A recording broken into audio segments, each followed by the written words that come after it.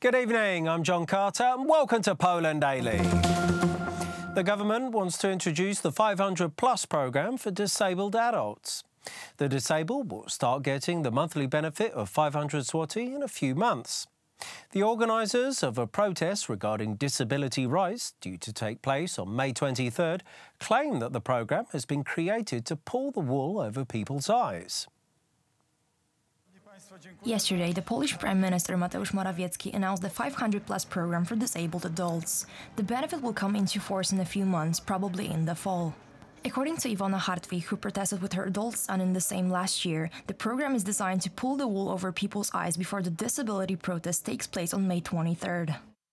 When we protested a year ago, they told us that there's no money for the disabled. We fought for this benefit. They told us that the state will go bankrupt because of that. Now, it's only 7 days left before the elections and only 4 days left till our protest, and they promised us some virtual money. So we have a proposition: give us this money before the elections. The opposition has the same opinion on the matter. There are no concrete things. The Prime Minister announced this program, but we don't know anything. Last year, people protested for 40 days in the same, but the government said that there was no money for it. On the other hand, the ruling Law and Justice Party says that the money from the program will come from the tax for the large area shops, which Poland has the right to collect in accordance with the European Court of Justice ruling. We are responsible. We introduce the kind of solutions that are possible to implement. These solutions are now possible after winning the trial and collecting the money from the Solidarity Fund.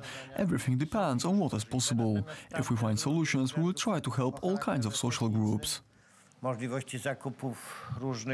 Caregivers of the disabled claim that 500 zlotys is not enough. A satisfactory amount of money would be 3,000 zlotys, and this is not too much. Undoubtedly, the ruling party increases the number of people they can help, among other things, to gain their support. And I'm not saying this with hypocrisy. Why did they provide this now and not a year ago? Because now we have the money for it. The disability protest will take place on Thursday, May 23rd. Volodymyr Zelensky has been sworn in as the president of Ukraine. His first decision has been to dissolve the unicameral parliament of Ukraine, known as the Verkhovna Rada. The government, including the Prime Minister of Ukraine, Volodymyr Groysman, has resigned at the request of the president. Zelensky stated that the priorities of his presidency, which include the stabilization, the situation in Donbass and the recovery of Crimea from Russia. Volodymyr Zelensky was sworn in as Ukraine's sixth president. The inauguration ceremony took place 2 weeks earlier than expected, following the parliament's approval of the date requested by Zelensky. Throughout my life, I tried to do everything to make Ukrainians smile. That's how I felt in my heart. It isn't an easy job. Really, it was my mission. For the next 5 years, I will do everything so that you Ukrainians will not cry. Thank you.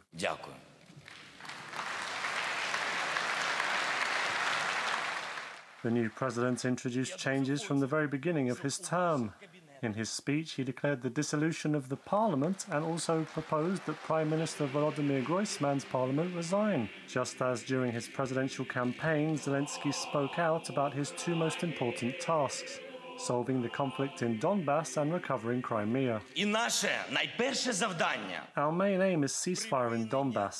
I'm ready to do everything to prevent further deaths of our heroes. I'm not afraid to make difficult decisions. I'm ready to lose my popularity without hesitation. If necessary, I will sacrifice my position so that peace finally prevails.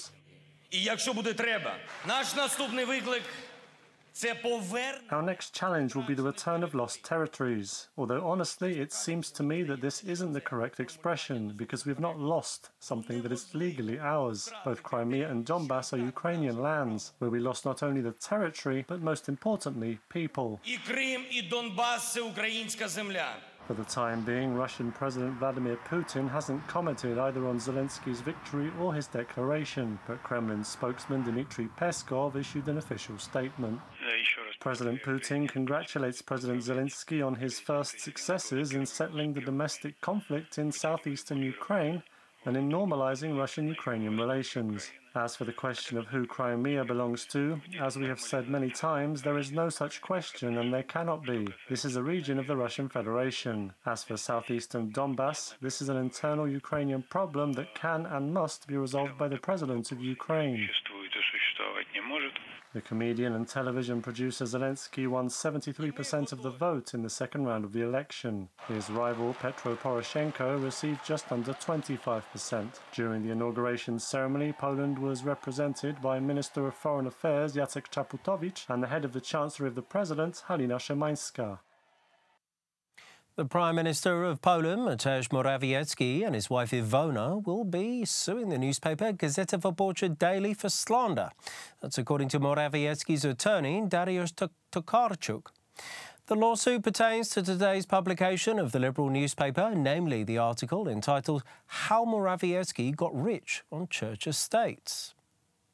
The information included in the article is incomplete and selective, thus damaging the good name of Mr. and Mrs. Morawiecki. The publication gives false information not only concerning the procedures of buying the lot, but also its value, inaccurately presenting it at 70 million zloty, not including the changes of the lot's value that occurred in the 17 years since the purchase, and the possible cost of repurposing the lot from agricultural production to any other investments in the future. The article also states that Mr. and Mrs. Morawiecki obtained the lot at the expense of the state, while the purchase was conducted when they didn't hold any office and the lot wasn't state-owned. The lots were bought at market value. Let me add that the owner of the aforementioned lot, Mrs. Iwona Morawiecka, announced that if the city of Wrocław wishes to build roads which would cross the lot, she is ready to sell the required parts of the lot for an adequate price, including inflation. What's more, she plans to give all the income from such an eventual sale to charity. The political scandal which forced Heinz-Christian Strache to resign from his post as Vice-Chancellor of Austria and party leader of the far-right populist Freedom Party of Austria, or FPÖ, is continuing to send shockwaves through the Austrian political scene. Chancellor Sebastian Kurz has called for snap elections in September, but his demand for his coalition partners from FPÖ to relinquish control of the Ministry of Interior could lead to all FPÖ ministers leaving the government in protest.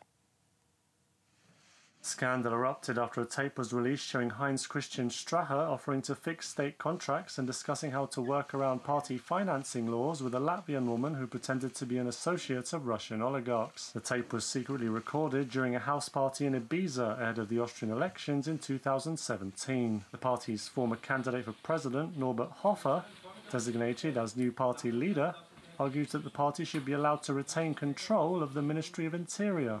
Als Regierungsmitglieder As government members, we said that we would resign if our Interior Minister, Herbert Kickl, is dismissed. Are we doing this? Herbert Kickl did nothing wrong. There's no investigation against him. The argument that there should be an investigation against the FPÖ is wrong.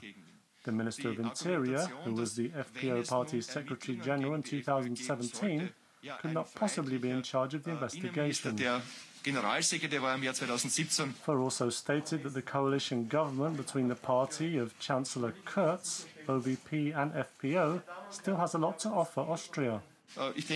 I believe it would have been possible to continue to work in this team. I'm really sorry. We really would have liked to continue. We still had a lot of plans, positive plans, for this country. Herbert Kickl, the Minister of Interior, was also present during the press conference and implied that there could still be a way to continue the cooperation between OVP and FPÖ. Niemand von uns hat geglaubt. Nobody in our ranks thought that, in light of these images and words, we would be able to return to our daily routine. We were fully aware of our responsibility. That's why we're looking for a way out together with Chancellor Kurz. Scandal erupted just a week ahead of the elections to the European Parliament and could significantly impact the chances of FPÖ in becoming the country's second largest party, behind OVP but ahead of the Social Democrats. Thank you very much for joining us here this evening at Poland Daily. I'm John Carter. Stay tuned after the break for Poland Daily Weather. It's followed by the business, culture, history and finally the travel.